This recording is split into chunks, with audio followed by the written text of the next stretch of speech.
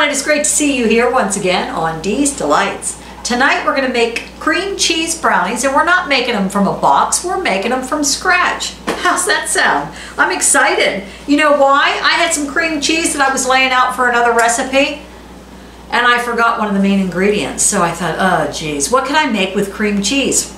Cream cheese brownies sounds pretty good to make. So what you're going to need for this recipe is 16 tablespoons of unsalted butter melted. I am melting mine right now. So that would be 2 sticks of butter, 2 cups of sugar, 1 tablespoon vanilla extract, 4 large eggs, 1 cup of flour, 1/2 teaspoon baking soda, 2/3 cup unsweetened cocoa powder, and 1 teaspoon salt. That's for the brownie batter. We'll do the cream cheese filling next. Preheat your oven to 350 degrees, and they want you to butter and cocoa powder the bottom and sides of a 9 by 13 baking dish. I always have extra butter in the fridge just for this purpose. I save it. And then just like you would flour the bottom of a pan, just sprinkle a little cocoa powder.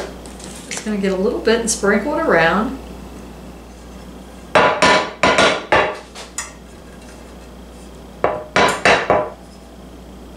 Now we'll try to get some on the sides. I know, I'm so good at this. Put this over here, it's ready to go.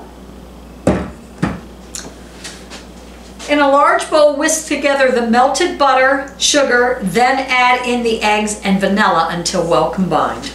Okay, so we got our 2 cups of sugar, our 2 sticks of melted butter. We'll whisk that together. Then after it looks like a little pineapple mush, we'll add the eggs.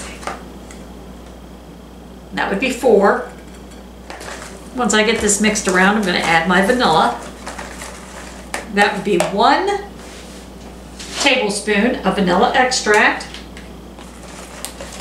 Okay, I think I got that pretty well mixed around. Set that aside for a moment. It says next, sift together the flour, baking soda, cocoa, and salt. I'm just going to use a little whisk. Let's see. So we need 1 cup of flour, 1/2 teaspoon of baking soda, 2/3 cup unsweetened cocoa powder. I am using Hershey's. And you will need 1 teaspoon of salt. All right, we'll whisk that, sift it together. Okay, it says add dry ingredients to the wet ingredients, whisking until just combined, then add it to your baking pan, but you're going to reserve 1 cup. Just so you know, I'm going to be taste testing these tomorrow. I'll let you know what I think. It's 7 o'clock at night, and I am trying to be good. And I know what would happen. I would just start eating this and eating this, and that would not be good. Okay, so it's just combined. Let's reserve a cup. Okay, so we'll go ahead and put this in the baking pan. This stuff looks delicious. It's really tempting to just dig in.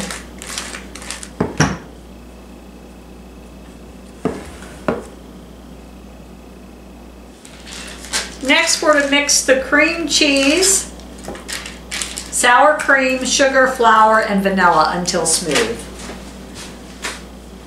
So for the cream cheese filling, you're going to need 8 ounces of softened cream cheese at room temperature, 1/2 cup of sour cream. It says to whisk this. I just don't think a whisk is going to be good enough. So I'm going to use my beaters.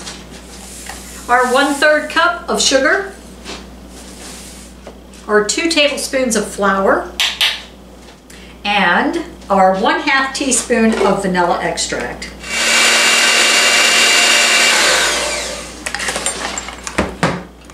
So what we're going to do is dot the cream cheese mixture with a spoon onto the brownie batter, then dot the remaining brownie batter on top.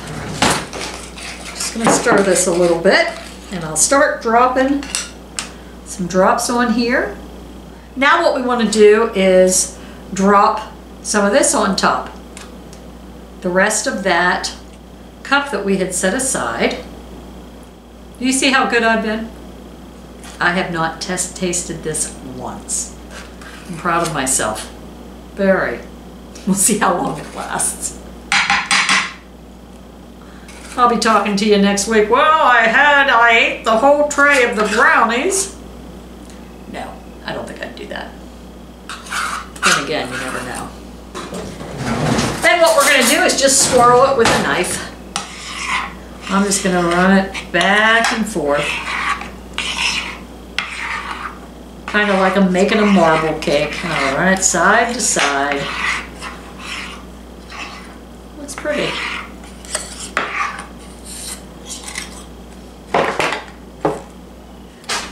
Off to the oven it goes at 350 degrees for 25 to 30 minutes. Just do the toothpick test. If it comes out clean, it's done. See you soon. Well, I wasted numerous toothpicks because there was no way this was done at 25 minutes or 30 or 35. Mine took 40 minutes. Now either my oven is way off or this person likes soupy brownies. Don't know, but it smells delicious.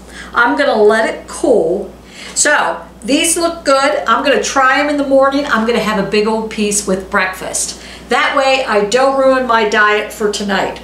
But if you cut this into 16 pieces, it is 250 calories per brownie. And I'm gonna make sure that the piece I cut has plenty of that cream cheese.